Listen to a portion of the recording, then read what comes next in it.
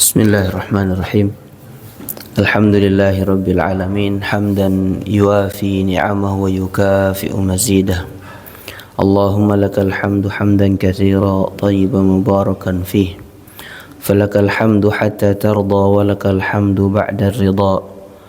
Fardallahumma anna bihamdika ya rabbal alamin. Allahumma salli wa sallim wa barik ala abdika wa rasulika Muhammadin nabiyil ummi wa ala alihi wa sahbihi wa man tabi'a hudahu bi ihsanin ila yaumiddin wa ba'd. Jamaah salat subuh yang dimuliakan Allah subhanahu wa ta'ala, Assalamualaikum warahmatullahi wabarakatuh.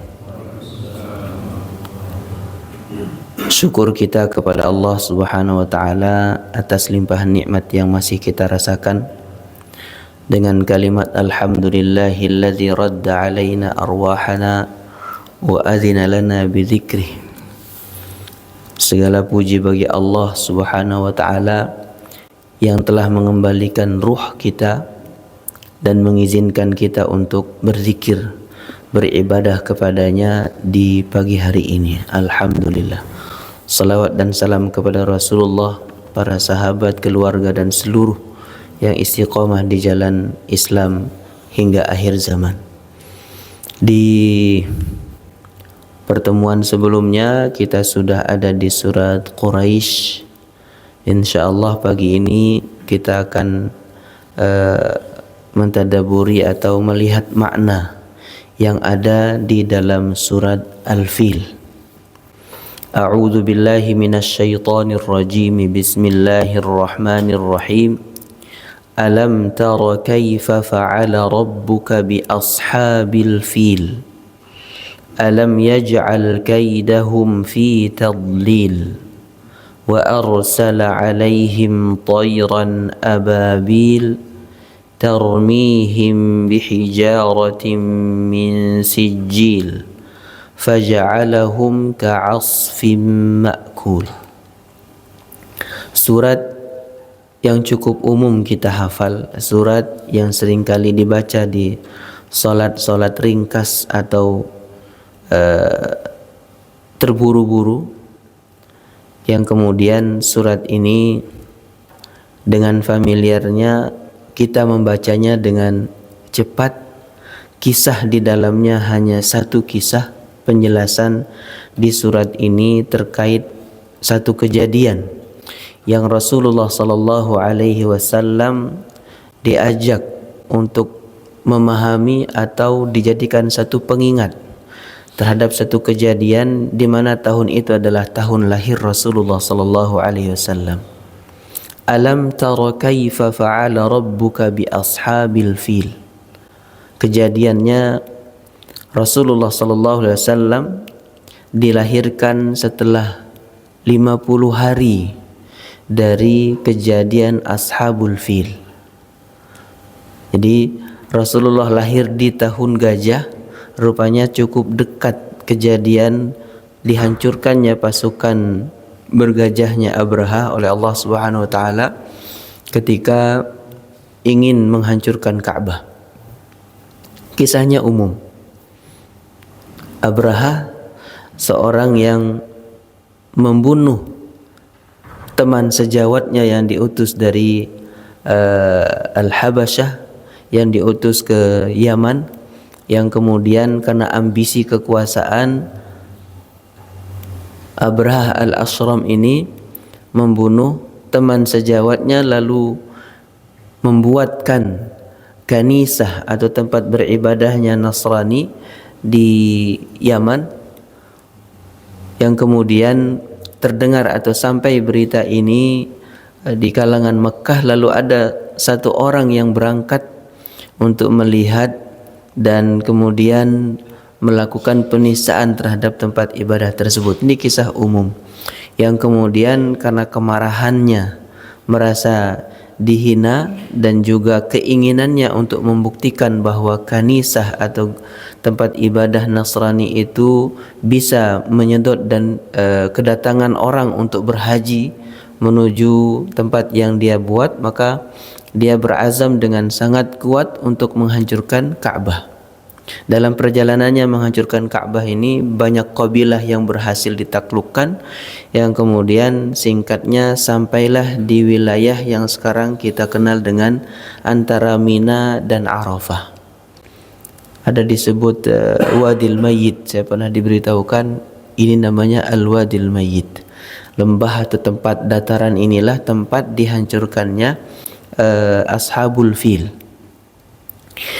Nah, yang mana kisah yang umum dan juga sering disebutkan tentang kejadian Al-Fil ini adalah di saat Abdul Muttalib sebagai pemuka Quraisy yang menghadapi Abrahah al-Ashram ketika berada di tendanya, lalu yang diinginkan oleh Abdul Muttalib adalah unta-untanya yang dirampas, sekitar 200-an unta, yang kemudian kalimat jawabannya diukir dalam sejarah sebagai satu keteguhan dan penegasan bahwa Allah Subhanahu wa taala yang akan melindungi Ka'bah. Jadi kalimat yang sering kita dengar adalah ana rabbul ibil walil baiti rabbun yahmi. Aku adalah pemilik unta-unta yang kalian rampas, sedangkan Ka'bah ada pemiliknya, yaitu Allah Subhanahu wa taala. Walil baiti rabbun yahmi. Adapun Ka'bah yang ingin kalian hancurkan itu memiliki Rabb yang akan melindungi dan menjaganya. Ini kisah di seputar kejadian Al-Fil, yang kemudian penduduk Mekkah di sekitaran Ka'bah ini diminta untuk menjauh dari areal Ka'bah, lalu mereka naik di bukit-bukit menjauh,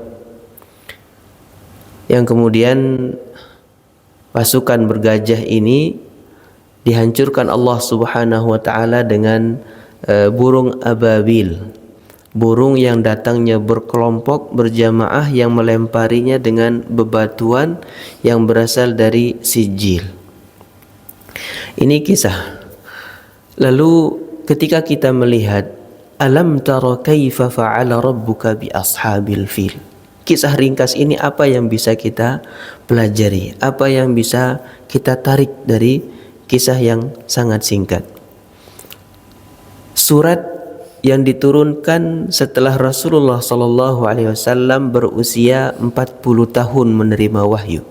40 tahun Rasulullah diangkat menjadi nabi, lalu kemudian menerima ayat demi ayat, surat demi surat kepada Rasulullah SAW. Lalu surat ini menyebutkan kejadian yang sekitar 40 tahun sebelumnya dialami oleh penduduk Makkah. Alam tara kaifa fa'ala rabbuka bi ashabil fil. Ketika Allah Subhanahu wa taala menggunakan kata tara. Kalau kemarin di surat sebelumnya ara'aita. Alam tara, ketika tara menggunakan kata fi'il mudhari' lalu dinafikan dengan lam tara. Jadi tara itu artinya melihat atau sedang melihat.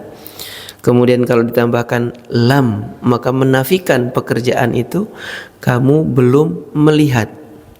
Lalu ketika satu kata kerja yang dinafikan didahului tanda tanya atau kata pertanyaan alam tara, maka menjadi penegasan. Uniknya bahasa Arab, susunannya dengan kalimat tara sebagai kata fi'il mudhari', lalu dihadirkan kata lam tara atau lam yakun misal di kata lain, maka ketika satu kata kerja bentuknya saat ini dan akan datang dinafikan, lalu didahulukan dengan kalimat alam tara, maka berubah menjadi pertanyaan. Alam tara, pertanyaan yang merupakan penegasan. Namanya istifham takriri, pertanyaan untuk menguatkan bahwa apa yang ditanyakan itu sudah terjadi. Alam tara kaifa fa'ala rabbuka bi ashabil fil. Sungguh kamu telah menyaksikan, melihat kaifa fa'ala rabbuka bi ashabil fil, bagaimana apa yang Allah Subhanahu wa taala perbuat terhadap ashabil fil. Tara yang artinya melihat, ada kalimat alam ta'lam, tidakkah kamu ketahui? Di sini ada dua kata kerja kalau kita ingin cermati. Manusia ketika sesuatu yang tidak nampak dia lihat langsung, maka pertanyaannya adalah tidakkah kamu ketahui jika sesuatu ini menjadi berita kejadian yang terus disampaikan turun-temurun, yang kemudian tidak satu pun masyarakat berbeda pendapat tentang kejadian tersebut. Alam ta'lam, ini untuk sesuatu yang sifatnya diketahui namun tidak disaksikan langsung. Allah Subhanahu wa taala menggunakan kata alam tara, tidakkah kamu menyaksikan, atau bukankah kamu telah menyaksikan, yang maknanya sungguh kamu telah menyaksikan. Alam tara kaifa fa'ala rabbuka bi ashabil fil. Apakah Rasulullah SAW benar melihat menyaksikan kejadian ashabul fil? Tentu tidak. Ternyata ada terselip di dalam makna ayat ini sesuatu yang harus kita jadikan akidah, yang harus kita betul-betul yakini ketika ini sesuatu yang berasal dari Allah. Jika berita, informasi, khabar datangnya dari Allah, maka derajatnya adalah harus kita posisikan pada sesuatu yang kita lihat nyata. Salat kita barusan kita mengatakan asyhadu, aku bersaksi. Sesuatu yang disebut syahadah, kesaksian, kalau definisinya orang hukum, kesaksian itu harus melihat, merasakan, mendengar langsung. Maka asyhadah, ketika kita mengucapkan asyhadu, kita sedang mengikrarkan sesuatu yang nyata kita lihat, nyata kita dengar, nyata kita rasakan. Ini baru disebut dengan nama syahadah. Ketika Allah Subhanahu wa taala menggunakan alam tara, sesuatu yang Allah beritakan untuk umat manusia memiliki derajat kesahihan dan tingkat yakin yang haqqul yakin. Sehingga ketika Allah mengatakan dzalikal kitabu la raiba fih, tidak ada sedikit pun yang layak untuk diragukan dalam Al-Quran, maka ini mengandung makna sesuatu yang Allah Subhanahu wa taala beritakan untuk seorang manusia atau untuk seorang mukmin itu harus berada pada posisi dia yakin seakan melihat.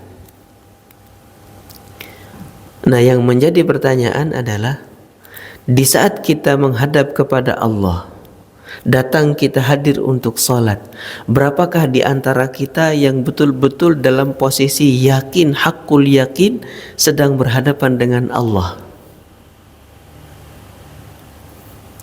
Ketika kita datang untuk melakukan salat, isi dari awal takbiratul ihram hingga salam kita usai adalah dialog dengan Allah.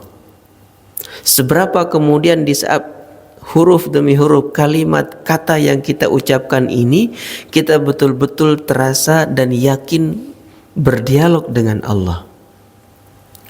Seberapa kemudian kalimat-kalimat ini betul-betul menjadi curahan hati, penyampaian kita sebagai seorang hamba kepada Allah Subhanahu wa taala yang Maha mendengar, Maha kuasa untuk mengabulkan semua yang kita keluhkan, minta dan sampaikan. Karena di saat kita bangkit dari i'tidal, kalimatnya berbeda dengan perpindahan yang lain.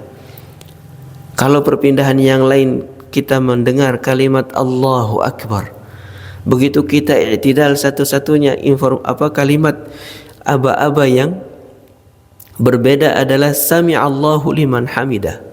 Allah mendengar, mengabulkan untuk orang-orang yang memujinya. Bacaan kita ketika salat berubah menjadi ucapan, ungkapan yang kita tunggu selesainya. Begitu kita selesai sholat, masalah kita tidak tertangani, kegundahan kita, kegalauan kita, khawatir, cemas kita, awet tidak berubah menjadi sebuah tumakninah. Karena penyebabnya adalah di saat kita melakukan sholat, kita hanya menghadap kepada Allah, menjadikan sholat ini sebagai rutinitas, tapi kosong dari pemaknaan. Maka di kalimat alam tara dan semua informasi yang ada dalam Al-Quran, untuk seorang mukmin harus memposisikan bahwa semua berita khabar dari Allah Subhanahu wa taala derajatnya adalah tingkatan yang kita saksikan langsung. Bagaimana ini harus dipupuk? Kalau kita menganalogikan sholat, kita ambil contoh sholat misalnya. Jika seseorang di antara kita mengalami penyakit yang sudah lama diidap, kemudian berangkat ke satu klinik yang semua orang, apapun penyakitnya, datang ke klinik ini. Satu dokter yang bisa memberikan solusi medik untuk semua ragam penyakit.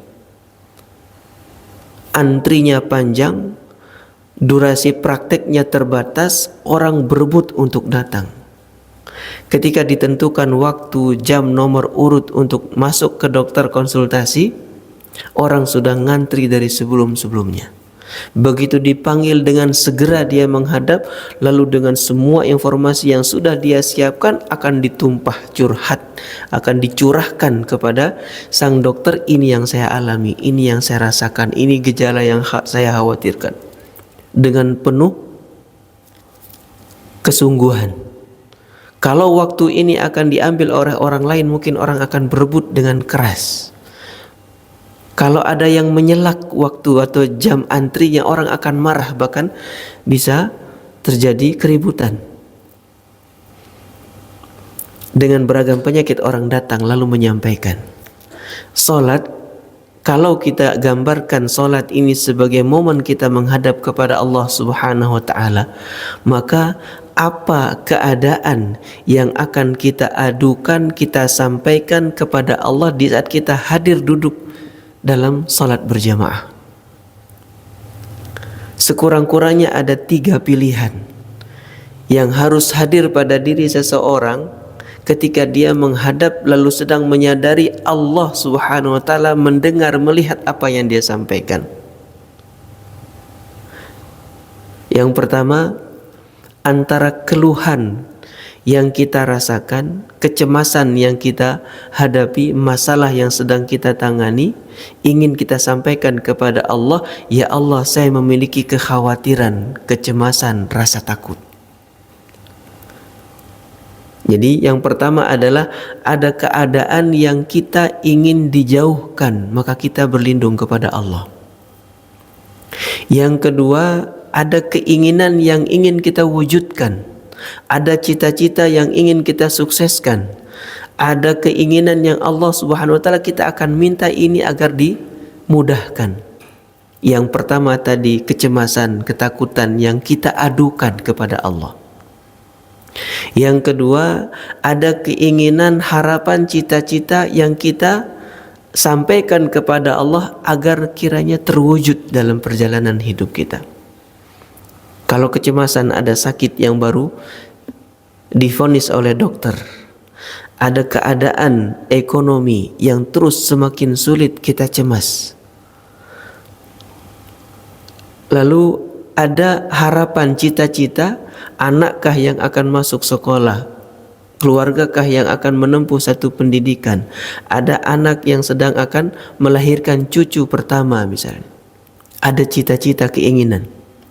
Jadi antara kekhawatiran yang akan kita adukan, kemudian cita-cita yang kita mohon untuk diwujudkan, lalu yang ketiga adalah semua urusan kita sudah Allah Subhanahu wa taala mudahkan, lancarkan, takdirkan dengan kondisi terbaik.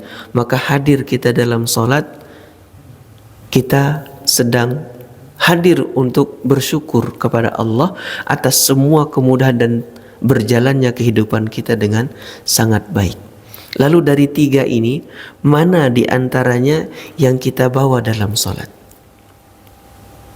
Jika yang tiga ini tidak ada, maka hati-hati, solat kita menjadi rutinitas untuk menggugurkan kewajiban yang menggelayut di pundak kita. Terdengar azan ya berangkat aja. Solat dengar takbir ya takbir. Bacaan ya kita baca. Sambil lalu bahkan kadang ketika ruku tadi sudah baca Al-Fatihah atau belum. Jadi apakah kita berangkat menuju solat itu untuk beristirahat lalu gugur dari kewajiban yang mengikat kita sebagai seorang manusia? Atau kita berangkat kepada pelaksanaan solat dengan semua tujuan yang kita sudah siapkan, antara mengeluhkan sesuatu yang sedang kita hadapi karena Allah tempat mengeluh, atau mohon kepada Allah untuk diwujudkan keinginan, atau jika tidak yang pertama dan kedua ini, maka hadir kita adalah untuk mengungkapkan rasa syukur kepada Allah Subhanahu wa taala atas detik, menit, tahap, hari yang sudah kita lewati dalam hidup, yang Allah Subhanahu wa taala sudah atur dan takdirkan dengan cara yang terbaik. Maka silakan ketika kita sholat, apa yang akan kita adukan kepada Allah. Jika ini kita rasakan, jika ini kita siapkan, maka kita sudah masuk pada tahap bahwa sholat bukan lagi menggugurkan kewajiban. Kita sedang mencoba untuk beribadah dengan ihsan. Rasulullah sallallahu alaihi wasallam menjelaskan tentang ihsan, an ta'budallaha ka'annaka tarah. Ketika kamu melakukan ibadah, maka melakukan ibadah ka'annaka tarah, seakan-akan kamu melihat Allah Subhanahu wa taala. Fa in lam takun tarahu fa innahu yarak. Kalau ternyata keadaannya kamu tidak bisa melihat Allah Subhanahu wa taala, fa innahu yarak, maka dalam keyakinanmu sungguh Allah Subhanahu wa taala memperhatikan, melihat apa yang sedang kamu kerjakan. Jadi alam tara kaifa fa'ala rabbuka bi ashabil fil, mengajak kita untuk menghadirkan satu keyakinan bahwa kejadian itu kita juga saksikan. Kaifa fa'ala rabbuka bi ashabil fil. Dalam perjalanan alam semesta ini, kejadian demi kejadian yang terus berulang dengan sangat ajak, maka manusia meyakini sebagai satu hukum alam. Kalau ada api, maka kalau ada api pasti ada asap. Tapi tidak selalu api punya asap. Atau kita mengatakan adanya asap dari kejauhan membuat kita yakin bahwa di situ ada api. Jika satu benda diletakkan lalu dilempar, maka dia akan terjatuh. Pagi hari jam sekian matahari akan terbit. Seluruh kejadian yang berulang dengan cara ajak ini menyebabkan manusia meyakini satu proses yang pasti terjadi, yang kita bahasakan hukum alam. Kalau dibakar, kalau dikasih api pasti akan menyala lalu akan lapuk menjadi abu. Kalau dijatuhkan pasti akan membentur tanah karena adanya gravitasi. Jika seorang wanita dengan laki-laki menikah, maka dia akan punya anak. Maka semua ini yang kemudian kita sebutkan hukum alam adalah takdir, ketentuan yang Allah sudah tetapkan sebagai sesuatu yang akan terus dengan ajak dialami oleh manusia. Maka ketika Allah Subhanahu wa taala menjadikan api yang kita kenal itu selalu membakar. Kalau pertanyaannya, tidakkah kamu lihat bagaimana api itu membakar kayu? Atau tidakkah kita menyaksikan bahwa ketika fulanah menikah dengan fulan kemudian memiliki anak, ini sesuatu yang tidak kemudian menjadi istimewa untuk kita tanyakan. Ketika Allah Subhanahu wa taala membuat sesuatu terjadi menyelisihi atau berbeda dengan apa yang dikenal oleh manusia, maka disinilah menjadi sesuatu yang menarik, menyadarkan, menyentak kesadaran manusia bahwa segala sesuatu yang terjadi lumrah yang kita sebut dengan hukum alam ini, ada yang menghendakinya, ada yang menyebabkan, ada yang menentukan kejadian itu ketika Allah rubah dari sesuatu yang dikenal lumrah oleh manusia, maka menyentak ada yang kuasa di balik semua yang biasa kita lihat. Kalau peperangan usai dengan dua pihak ini berdamai atau salah satunya habis diserang lalu dimenangkan oleh salah satunya, maka perang ini selesai dengan normal. Kalau yang sekarang terjadi di Gaza dengan perdamaian, dengan kemudian kehancuran yang dialami salah satu pihak menyebabkan satu pihak ini mengalah lalu menghentikan peperangan, kita akan menyaksikan peperangan itu selesai dengan normal, dengan semua sebab menekan dan semua kondisi krisis yang terjadi di dua negara misalnya. Tapi kalau ada satu peperangan kalah, gugur, hancur tidak dengan perlawanan normalnya manusia, maka Allah Subhanahu wa taala sedang menunjukkan kepada kita bagaimana pasukan yang terkumpul besar untuk menghancurkan Ka'bah, Allah hancurkan dengan cara yang tidak normal dikenal oleh manusia. Maka ketika kejadian ini Allah Subhanahu wa taala hadirkan dalam bentuk pertanyaan yang menguatkan, alam tara kaifa fa'ala rabbuka bi ashabil fil.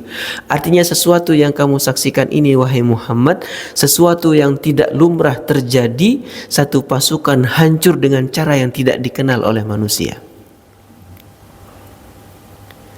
Hal lain misalnya Nabi Ibrahim dilemparkan atau diletakkan di tumpukan kayu yang menggunung lalu dibakar oleh Raja Namrud, yang kemudian tidak sedikit pun api menyentuh fisik jasad Nabi Ibrahim. Ini menjadi mukjizah bahwa ketika Allah Subhanahu wa taala menghendaki menginginkan sesuatu terjadi menyelisih atau berbeda dengan apa yang umumnya dikenal manusia, maka hanya Allah yang bisa melakukan.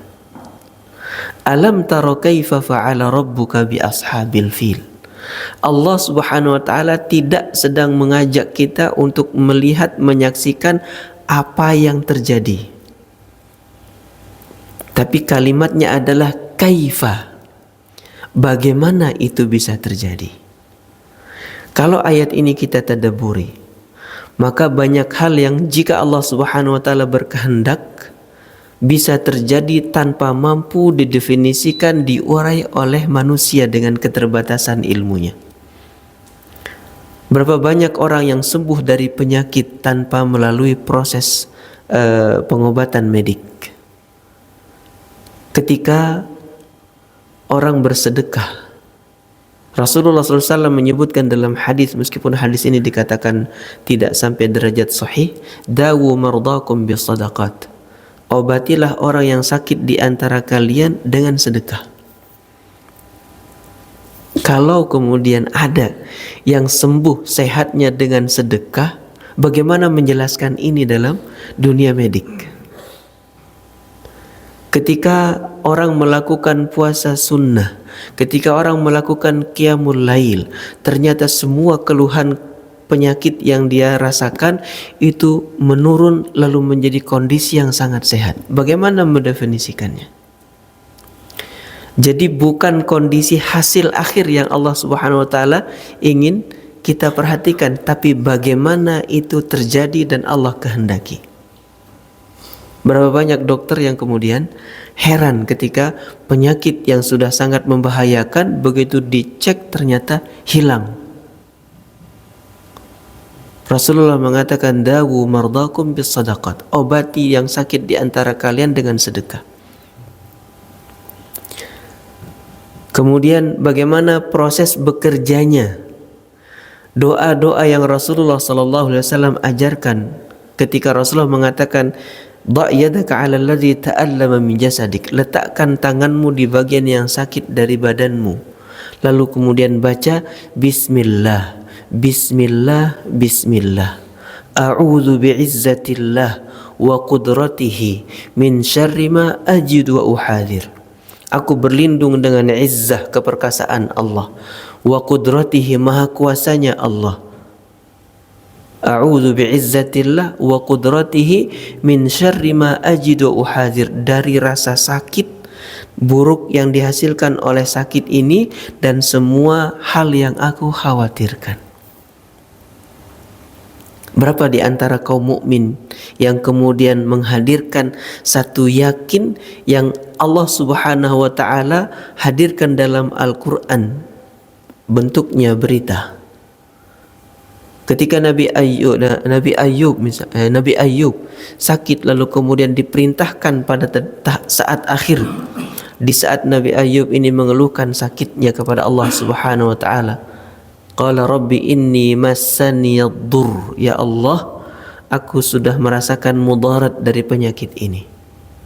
Sebagian menjelaskan awalnya penyakit itu tidak dirasakan sebagai sesuatu yang memudaratkan, sampai kemudian kekhusyuan ibadah, nikmatnya ibadah terganggu karena penyakit. Di sini baru diadukan kepada Allah, ya Allah, ternyata sakit ini memiliki dampak mudarat kepadaku. Rupanya mudarat ibadah. Kita enggak sampai ke situ. Dengan sakit sedikit pun tidak kemudian datang ke masjid. Sakit ketika mudaratnya sudah menyentuh wilayah ibadah, wilayah akidah, maka di sini kita kemudian mengadu kepada Allah Subhanahu wa taala. Bagaimana sesuatu itu terjadi kemudian tidak lagi sama dengan apa yang dikenal oleh manusia. Burung datang dari kejauhan membawa butiran batu, lalu begitu dilemparkan kepada pasukan gajah ini hancur, lapuk seperti daun dimakan ulat. Kaifa fa'ala rabbuka bi ashabil fil? Alam yaj'al kaidahum fi tadlil?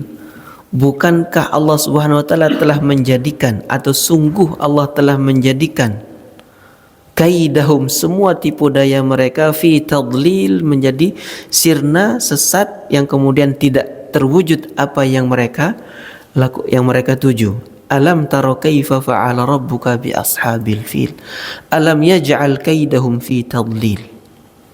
Ayat ini, surat ini menjadi pengingat untuk kaum Quraisy atau penduduk Mekah khususnya, umat mukmin dan seluruh manusia pada umumnya, bahwa kejadian itu pernah mereka saksikan nyata.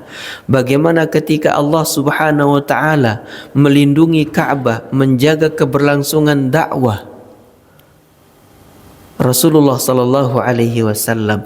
Kalau kita pinjam kejadian ini dalam kehidupan kita, ketika Rasulullah sallallahu alaihi wasallam didampingi wahyu, Rasulullah adalah utusan Allah, maka Allah lah yang akan menjaga hambanya. Allah lah yang akan melindungi, memudahkan seluruh urusan hambanya. Rasulullah SAW ketika di Madinah, setiap kali menyampaikan khutbah selalu ada yang berdiri di belakang Rasulullah, jaga-jaga kalau Rasulullah ada yang ingin mencelakai. Kemudian turun ayat yang menyebutkan wallahu ya'simuka minan nas. Allah Subhanahu wa taala yang menjaga, melindungimu dari segala mudarat yang bisa ditimbulkan oleh manusia. Maka sejak itu Rasulullah meminta supaya yang berdiri di belakangnya tidak perlu menjaga dengan membawa senjata. Nah, ketika kita sebagai seorang mukmin meyakini apa yang kita imani, yang kita jalankan betul-betul sahih, benar di jalan Allah Subhanahu wa taala, benar-benar dengan keimanan kita kepada Allah Subhanahu wa taala ketika menghadapi kesulitan, ketika menghadapi ujian, maka ayat ini menghadirkan satu keyakinan bahwa jika Allah berkehendak dan engkau yakin kepada kuasanya Allah, Allah kuasa untuk memberikan jalan keluar dari hidup yang sedang mengalami kesulitan. Alam tara kaifa fa'ala rabbuka bi ashabil fil? Alam yaj'al kaidahum fi tadlil? Ketika umat manusia hari ini seakan bersepakat diam terhadap apa yang dialami oleh orang mukmin, oleh saudara-saudara kita yang ada di Palestina, Rasulullah sallallahu alaihi wasallam pun pernah mengalami hal yang sama. Sampai para sahabat bertanya kepada Rasulullah, Kemudian Rasulullah SAW pun kemudian disebutkan dalam Al-Quran, afa hasibtum am hasibtum an tadkhulul jannata walamma ya'tikum mathalul ladzina khalau min qablikum. Apakah kalian mengira bahwa masuk surga itu begitu mudah, lalu tanpa mengalami ujian yang pernah dilewati oleh umat terdahulu, massatuhumul ba'sa wad-dharra wa zulzilu, penyakit, rasa lapar, bahkan goncangan dalam kejiwaan, zulzilu hatta yaqula ar-rasulu walladzina amanu ma'ahu mata nasrullah. Ketika manusia mukmin berada pada titik terendah dari kemampuannya, begitu dia posisi lemah, sadar keterbatasan kemampuannya di hadapan Allah Subhanahu wa taala, maka saat itulah pertolongan Allah semakin dekat. Ujung ayat di surat Al-Baqarah itu kalimatnya adalah ala inna nasrallahi qarib. Ketahuilah, di saat manusia mukmin, umat Islam ini berada pada titik paling rendah, maka menandakan pertolongan Allah semakin dekat. Kalau kita lihat di surat lain, Allah Subhanahu wa taala menyebutkan pertolongannya di perang Badar. Wa laqad nasarakumullahu fi Badr wa antum adillah. Adillah kondisi paling lemah, kondisi yang paling nadir untuk dikalahkan. Seakan-akan mustahil kemenangan itu muncul di hadapan manusia. Bahkan Rasulullah SAW dengan tangis harapnya kepada Allah, ya Rabb intahlak hadhihi al-isabah lan tu'bad fil ardi abada. Ya Allah, kalau pasukan yang jumlahnya sangat sedikit ini habis dibantai oleh kaum kufar, maka tidak akan lagi ada yang beribadah menyembahmu di muka bumi. Kondisi titik tawakal hadir di saat kita berada pada posisi terlemah yang kita sadari kepada Allah Subhanahu wa taala. Tapi lihat, ketika yakinnya manusia dengan kemampuan, melihat pasukannya banyak, maka justru Allah jadikan terbalik. Ketika manusia merasa mampu, Allah jadikan kehancuran itu semakin dekat. Walaqad nasarakumullahu fi mawatin katsira. Sungguh Allah telah menolong kalian dalam banyak momen pertempuran. Wa yauma Hunain, ketika di perang Hunain, umat mukmin ta'jub, merasa bangga dengan jumlah yang begitu banyak. Iz a'jabatkum kasratukum, ketika kalian merasa takjub dengan jumlah yang banyak, justru Allah buat kekalahan itu semakin dekat. Jadi Allah Subhanahu wa taala dari kisah ini, kalau kita tadabburi, bahwa berada pada titik yang paling lemah, di saat kita yakin berpasrah kepada Allah, disitulah pertolongan Allah nyata. Rasulullah SAW pernah didatangi oleh para sahabat dengan ujian intimidasi yang dirasakan dari orang-orang kafir di Makkah. Ya Rasulullah, sampai kapan ini akan berlangsung? Rasulullah kemudian menegaskan di situ dengan satu kalimat yang selalu terjadi pada setiap orang yang berdoa, cenderung tidak sabar. Walakinnakum tasta'jilun. Setelah Rasulullah menyebutkan umat terdahulu diuji oleh Allah Subhanahu wa taala ketika mempertahankan keimanannya, yumshat, seseorang di antara kalian pada zaman itu disisir dengan sisir besi yang menyebabkan terlepasnya kulit dari tulang atau daging dari tulang. Walakinnakum, kata Rasulullah, walakinnakum tasta'jilun, tapi kalian buru-buru atau tergesa-gesa ingin dikabulkan. Ditanyakan kembali oleh sahabat ini, bagaimana isti'jal itu ya Rasulullah?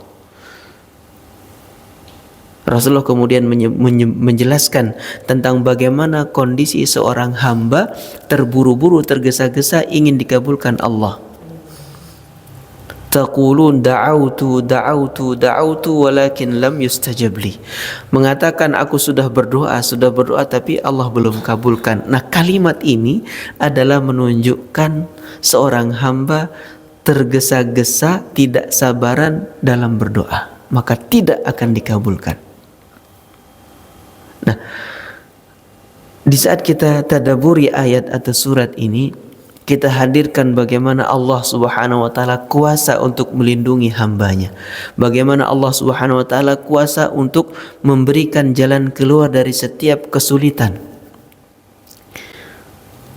Apapun keburukan yang direncanakan orang lain terhadap kita, jika Allah Subhanahu wa taala tidak menginginkan atau Allah Subhanahu wa taala melindungi, maka tidak akan pernah terjadi.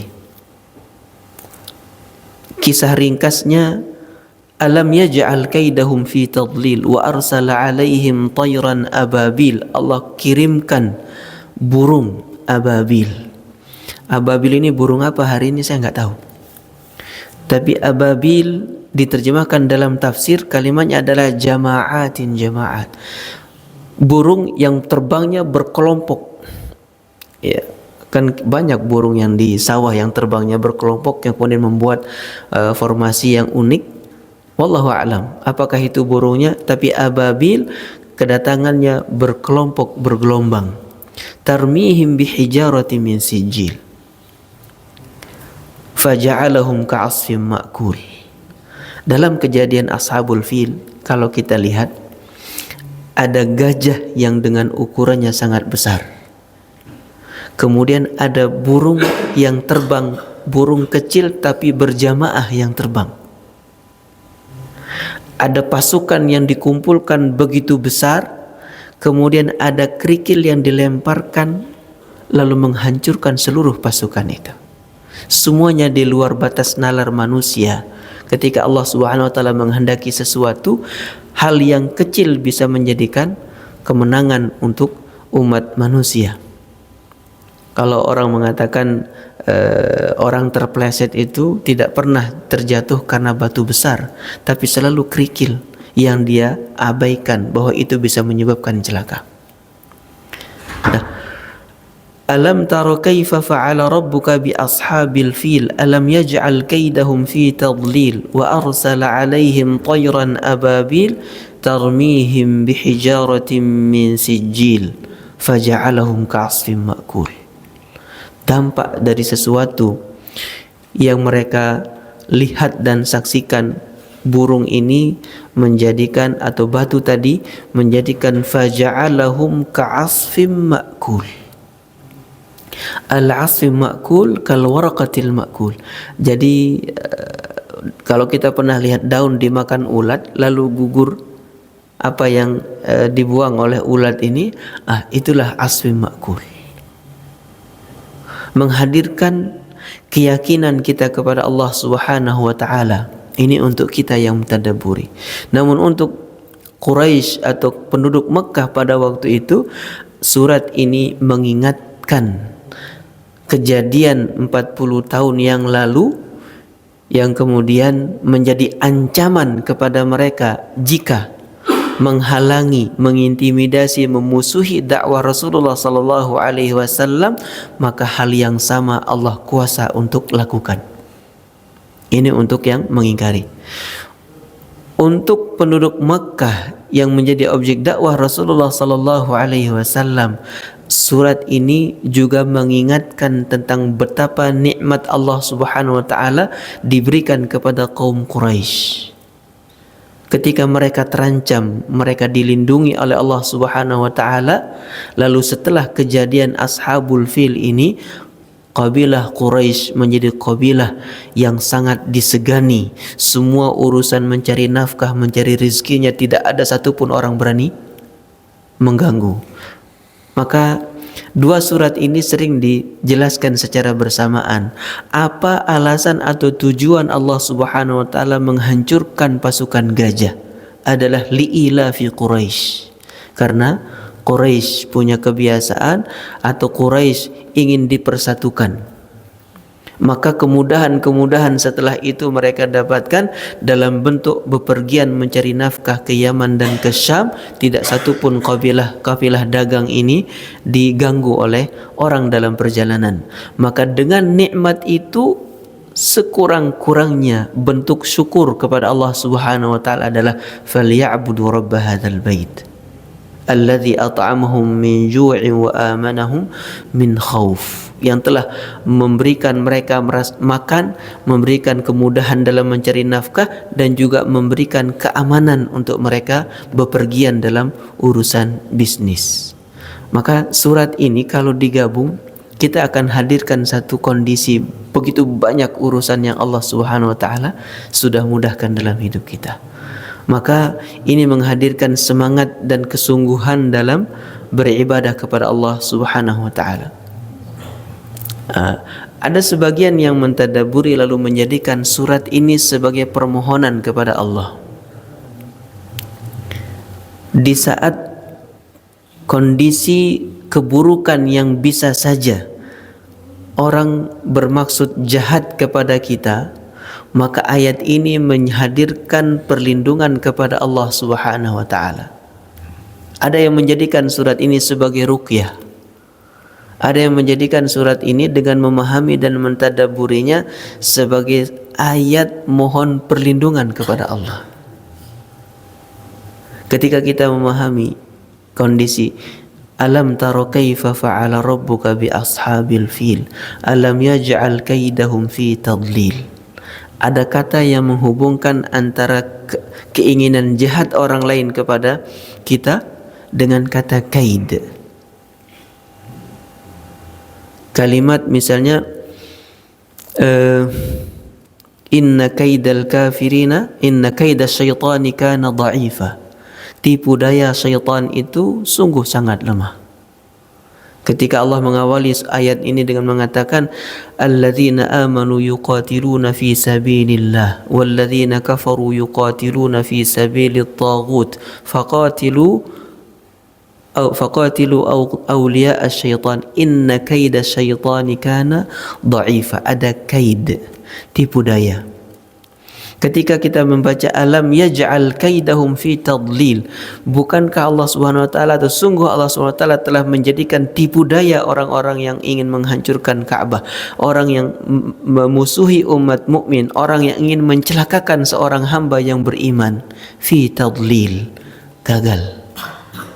Maka kita sedang mengatakan, ya Allah, sebagaimana Engkau kuasa menghancurkan, menggagalkan tipu daya musuh-musuhmu, maka ya Allah, Engkau pun yang kuasa untuk menggagalkan semua niatan buruk orang yang ingin ingin melakukan kejahatan kepadaku.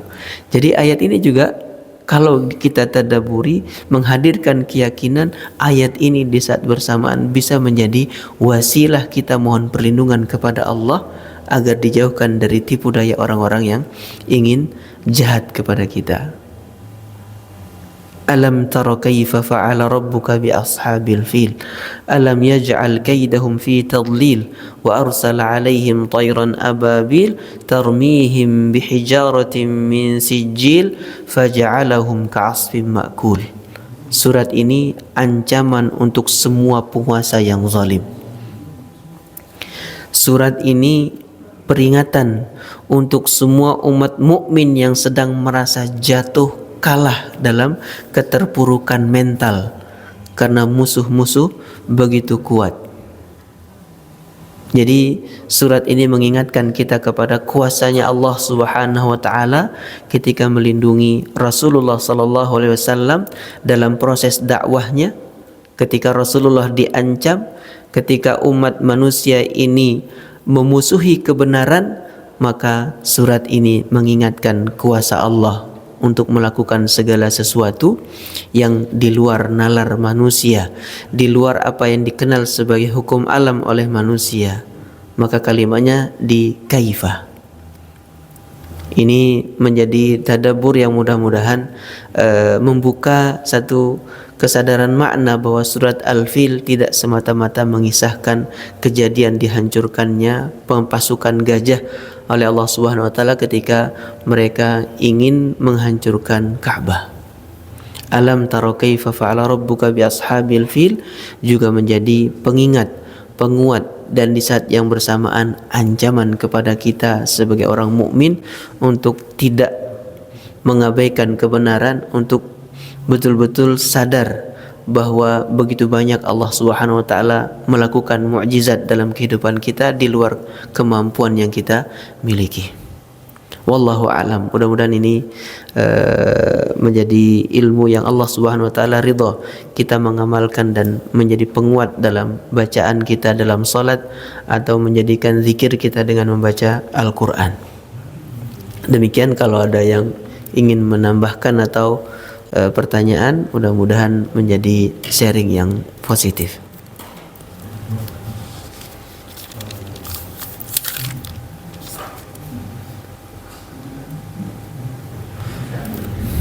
Taib. Saya kira insyaallah kita lanjutkan di surat Al-Humazah di pertemuan yang akan datang.